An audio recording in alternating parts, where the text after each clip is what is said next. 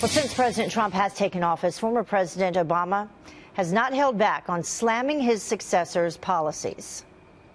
One of the dangers of the internet is that people can have entirely different realities. They can be just cocooned in information that reinforces their current biases. Some of the politics we see now, we thought we put that to bed. As folks looking 50 years back. It's certainly frustrating to have to mobilize every couple of months to keep our leaders from inflicting real human suffering on our constituents. Well, has a former president ever criticized a current one before?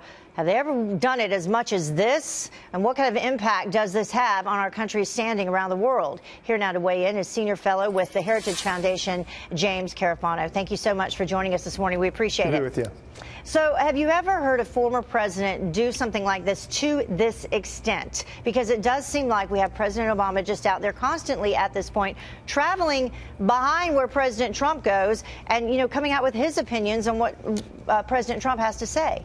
Well, it's not completely historically unprecedented. We have presidents that have criticized the presidents that came after them before. The difference now is we have this huge megaphone 24-hour news cycle on the internet, so it gets a lot more attention than it used to.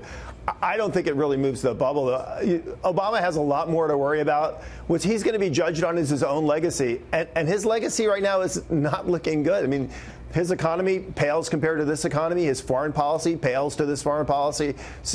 Even domestic violence and the domestic situation is calmer than it was during his presidency. So he's got his own issues. Well, actually, maybe that's a good point. Do you think that that actually is the reason that he's out there so much, because he's worried about his legacy?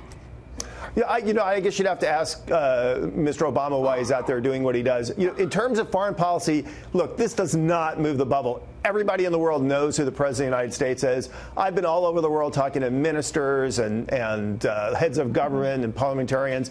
They know who has power in the United States, and it's not Obama, and that's not the person they pay attention to. But does it give them talking points? Does it give them fodder to use against the current administration when you have someone like President Obama out there talking about, to business leaders in Paris in terms of climate change, where he says there is a, quote, temporary absence of American leadership? Can they then take that and use that against this administration?